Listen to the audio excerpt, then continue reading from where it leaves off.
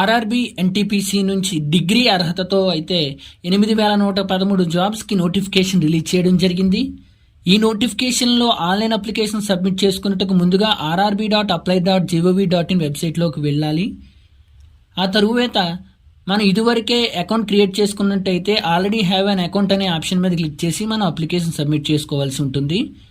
Otherwise ఇప్పటి వరకు account లేని పక్షంలో క్రియేట్ అన్ అకౌంట్ మీద అయితే క్లిక్ చేసి ఇక్కడైతే మనం అకౌంట్ క్రియేట్ చేసుకుని ఆ తర్వాత అయితే ఆన్లైన్ అప్లికేషన్ సబ్మిట్ చేయాల్సి ఉంటుంది. ముందుగా ఇక్కడ వచ్చేసి నేషనాలిటీని అయితే సెలెక్ట్ చేసుకోవాల్సి ఉంటుంది. ఇండియన్ నేషనాలిటీని సెలెక్ట్ చేసుకుని ఫుల్ నేమ్ అయితే ఇక్కడ ఇచ్చేయాల్సి ఉంటుంది. As per 10th class mark list అయితే ఇక్కడ ఫుల్ నేమ్ అయితే ఇవ్వాల్సి ఉంటుంది. ఆ తర్వాత మీ నేమ్ రీటైప్ చేసిన తర్వాత have you ever change your name, మీ పేరు ఇదివరకు ఎప్పుడైనా మార్చుకుని ఉంటే ఎస్, అదర్వైజ్ నో అయితే క్లిక్ చేసేయాలి. ఆ తర్వాత మీ యొక్క డేట్ ఆఫ్ బర్త్ని ఇక్కడ ఇచ్చేసిన తర్వాత ఇక్కడ అగైన్ డేట్ ఆఫ్ బర్త్ని రీటైప్ చేయాల్సి ఉంటుంది. జెండర్ని అయితే సెలెక్ట్ చేసుకున్న తర్వాత ఇక్కడ జెండర్ని రీసెలెక్ట్ అయితే చేసుకోవాల్సి ఉంటుంది. ఇక్కడ as per 10th class mark list అయితే ఇక్కడ అగైన్ మీ ఫాదర్ నేమ్ అయితే ఇచ్చేయాల్సి ఉంటుంది. ఇక్కడ అగైన్ మీ ఫాదర్ నేమ్ని రీటైప్ చేయాల్సి ఉంటుంది.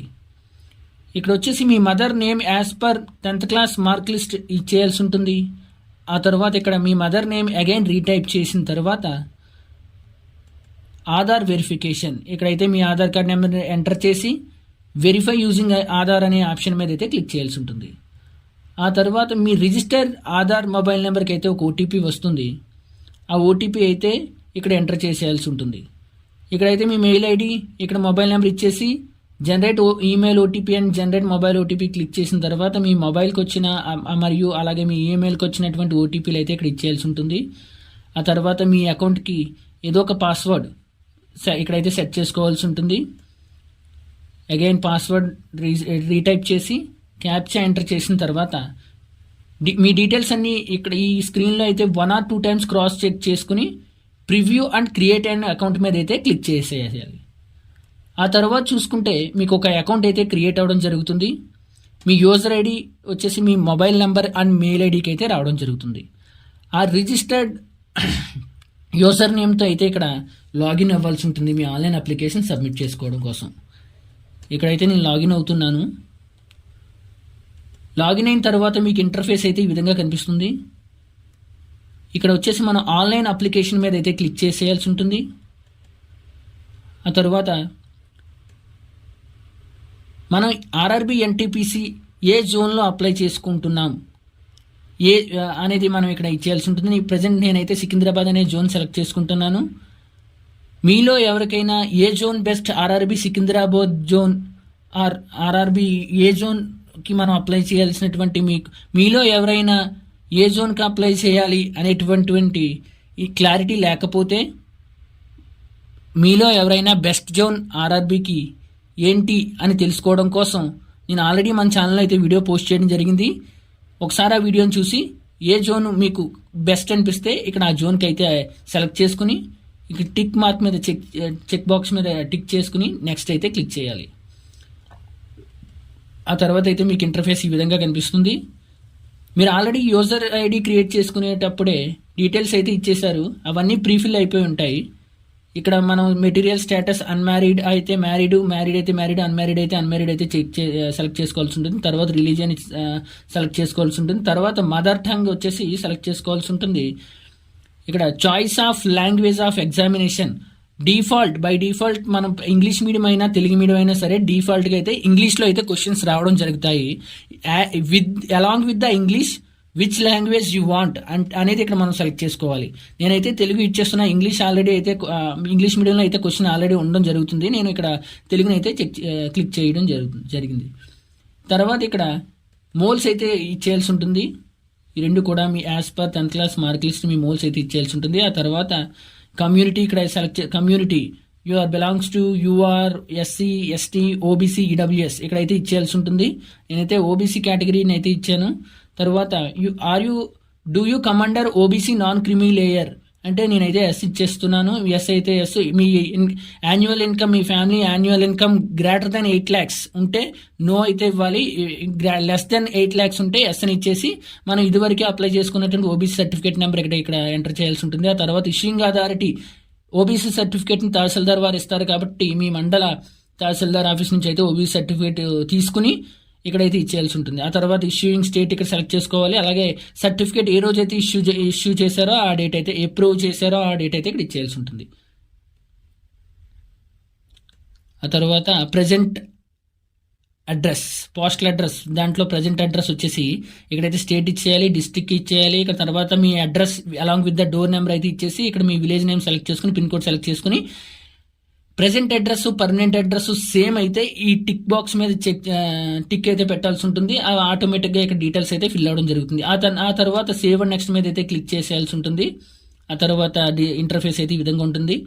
కేటగిరీ డీటెయిల్స్లో ఎక్స్ సర్వీస్ మ్యాన్ డీటెయిల్స్, మీరు ఇదివరకే ఎప్పుడైనా సర్వీస్లో అంటే మిలిటరీలో వర్క్ చేసి ఉంటే ఎస్ అయితే ఎస్ పెట్టేయాలి, నో అయితే నో పెట్టేయండి. ఇక్కడ are you a person with the benchmark disability, అయితే మీ ఎవరైనా డిసేబుల్డ్ పర్సన్స్ క్యాండిడేట్స్ ఎవరైనా ఉంటే ఇక్కడ ఎస్ పెట్టండి.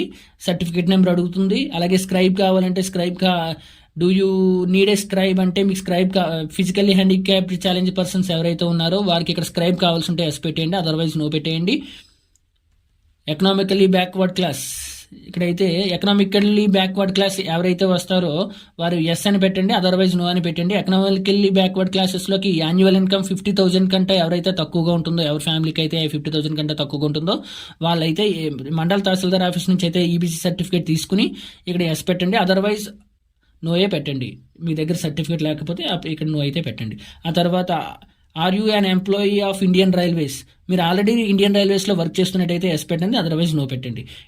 Name of the current department, మీరు ఆల్రెడీ వర్క్ చేస్తున్నట్టయితే అదర్ ఆర్గనైజేషన్లో ఏదైనా ఆర్గనైజేషన్లో మీరు వర్క్ చేస్తున్నట్టయితే ఆర్గనైజేషన్ సెలెక్ట్ చేసుకోండి. స్టేట్ గవర్నమెంటా సెంట్రల్ గవర్నమెంటా పిఎస్యు అనేది, అదర్వైజ్ నాట్ అప్లికబుల్, మీరు ఎక్కడ గవర్నమెంట్ సెక్టార్లో ఎక్కడ వర్క్ చేయడం లేదైతే నాట్ అప్లికబుల్ అయితే పెట్టండి. ఇక్కడైతే bank details for refund fee, మనం ఆల్రెడీ ఆన్లైన్ అప్లికేషన్ చేసుకునే ఫైనల్ స్టెప్లో అయితే fees payment 500 rupees, general candidate 500 rupees, SC candidates 250 rupees అయితే పేమెంట్ చేస్తాం. ఇక్కడ మనం ఆ payment after few months of the examination మనకి ఫండ్ అయితే ఎగ్జామినేషన్ ఫీ అయితే రీఫండ్ వస్తుంది. ఆ ఎగ్జామినేషన్ ఫీ రీఫండ్ ఏ అకౌంట్లో పడాలి అనేది ఇక్కడ మనం ఇక్కడైతే సెలెక్ట్ చేసుకోవాల్సి ఉంటుంది. Name of the account holder, account నెంబర్ని రీకన్ఫర్మ్ చేసుకోవాల్సి ఉంటుంది. ఆ తర్వాత ఐఎఫ్ఎస్సి కోడ్ కొట్టి కన్ఫర్మ్ కొట్టేస్తే ఇక్కడ మనకి name of the bank address అయితే ఆటోమేటిక్గా లోడ్ అవ్వడం జరుగుతుంది. ఆ తర్వాత సేవ్ అండ్ నెక్స్ట్ క్లిక్ చేసుకుంటే మనకి ఎడ్యుకేషన్ క్వాలిఫికేషన్స్ అయితే ఇక్కడ ఇచ్చేయాల్సి ఉంటుంది. ముందుగా ఎడ్యుకేషన్ క్వాలిఫికేషన్ మనకి ఎన్టీపీసీ జాబ్స్కి బ్యాచిలర్ డిగ్రీ కాబట్టి బ్యాచిలర్ డిగ్రీని అయితే ఏ డిసిప్లిన్లో మీరు డిగ్రీని కంప్లీట్ చేశారు, ఏ స్ట్రీమ్లో కంప్లీట్ చేశారో ఇచ్చేయాల్సి ఉంటుంది. ఆ తర్వాత స్టేట్ని అయితే సెలెక్ట్ చేసుకోవాల్సి ఉంటుంది. తర్వాత డిస్టిక్, ఏ డిస్టిక్లో మీరు ఆ కాలేజ్ ఈ కోర్స్ అయితే కంప్లీట్ చేశారో ఇక్కడ ఇచ్చేయాల్సి ఉంటుంది. అలాగే name of the university, date of result declaration అయితే ఇక్కడ ఇచ్చేయాల్సి ఉంటుంది. ఆ తర్వాత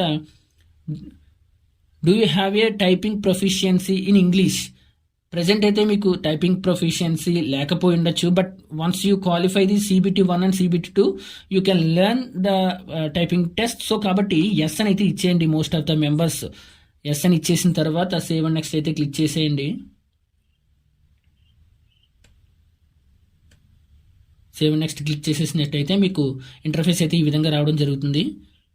ఇక్కడ వచ్చేసి మీ ఫోటోగ్రాఫ్ని అయితే ఇక్కడ అప్లోడ్ చేసేయాల్సి ఉంటుంది. ఫోటోగ్రాఫ్ వచ్చేసి 30 KB నుంచి 70 KB లోపు అయితే ఉండవలసి ఉంది. క్లియర్ కట్ బ్యాక్గ్రౌండ్ ఉందో లేదో చూసుకుని ఇక్కడ మీ ఫోటోగ్రాఫ్ని అయితే అప్లోడ్ చేయవలసి ఉంటుంది. ఆ తర్వాత వచ్చేసి ఇక్కడ మీ సిగ్నేచర్ 30 KB to 70 KB అయితే అప్లోడ్ చేసేయాల్సి ఉంటుంది. సిగ్నేచర్ వచ్చేసి బ్లాక్ లెటర్స్ అయితే ఉండకూడదని ఇక్కడికి వారు క్లియర్గా అయితే మెన్షన్ చేశారు. సో ఒకసారి క్రాస్ చెక్ చేసుకుని మీరు సిగ్నేచర్ అయితే అప్లోడ్ చేసుకోండి. ఆ తర్వాత సేవ్ అండ్ నెక్స్ట్ మీద క్లిక్ చేసినట్టయితే మీకు ఇంటర్ఫేస్ వచ్చేసి ఈ విధంగా అయితే కనిపించడం జరుగుతుంది. ఇక్కడ మీకు ఆర్ఆర్బీ ఎన్టీపీసీలో ఉన్నటువంటి వేరియస్ కేటగిరీస్ ఆఫ్ జాబ్స్ అయితే ఇక్కడ కనిపించడం జరుగుతుంది. మీకు నచ్చినటువంటి కేటగిరీ ఉందో ఆ కేటగిరీని అయితే సెలెక్ట్ చేసుకుని ప్రిఫరెన్స్ల వైజ్గా first preference, second preference, third ప్రిఫరెన్స్లను అయితే ఇచ్చుకోవాల్సి ఉంటుంది. ఆ తర్వాత మీరు అన్ని ప్రిఫరెన్స్లు ఇచ్చుకున్న తర్వాత ఇక్కడ సేవ్ అండ్ నెక్స్ట్ ఆప్షన్ మీద అయితే క్లిక్ చేయడం జరుగుతుంది. ఆ తర్వాత ఇంటర్ఫేస్ ఈ విధంగా అయితే ఉండడం జరుగుతుంది. ఇక్కడ ఉండేటటువంటి అన్ని చెక్ బాక్సులని కూడా టిక్ చేసి మీరు అప్లికేషన్ ప్లేస్ని సెలెక్ట్ చేసుకుని ఇక్కడ కింద ఉన్నటువంటి ప్రివ్యూ అనే ఆప్షన్ మీద అయితే క్లిక్ చేయాల్సి ఉంటుంది. ప్రివ్యూ అనే ఆప్షన్ మీద క్లిక్ చేసిన తర్వాత మీ అప్లికేషన్లో ఉండేటటువంటి ఏదైనా మిస్టేక్స్ ఉంటే ఎడిట్ అనే ఆప్షన్ మీదకి వెళ్ళి ఎడిట్ చేసుకోవాల్సి ఉంటుంది. Otherwise all details are correct అని మీరు అనుకుంటే కనుక సబ్మిట్ చేసేయాల్సి ఉంటుంది. అప్లికేషన్ అయితే సబ్మిట్ చేసిన తర్వాత మీరు ఫీజు పేమెంట్లోకి అయితే నావిగేట్ అవుతారు. జనరల్ అభ్యర్థులు, ఓబీసీ అభ్యర్థులు అయితే 500 రూపీస్ ఫీజు పేమెంట్ అయితే చేయాల్సి ఉంటుంది. Otherwise female candidates, SC ST candidates, minority candidates వచ్చేసి 250 రూపీస్ ఫీజు అయితే పే చేయాల్సి ఉంటుంది. ఫీజు పే చేసిన తర్వాత మీ అప్లికేషన్ సక్సెస్ఫుల్గా అయితే సబ్మిట్ అవ్వడం జరుగుతుంది. అప్లికేషన్ సబ్మిట్ ప్రాసెస్లో మీకు ఏదైనా డౌట్స్ ఉంటే కింద కామెంట్ చేసేయండి. యాజ్ సూన్ యాజ్ పాసిబుల్ మీ డౌట్స్ అయితే క్లారిఫై చేయడానికి ట్రై చేస్తాను. నా ఎక్స్ప్లెనేషన్ మీకు నచ్చినట్టయితే వీడియోని లైక్ చేయండి, షేర్ చేయండి. మన తెలుగు కెరీర్ లెర్నింగ్ ఛానల్ని సబ్స్క్రైబ్ చేయడం మర్చిపోకండి.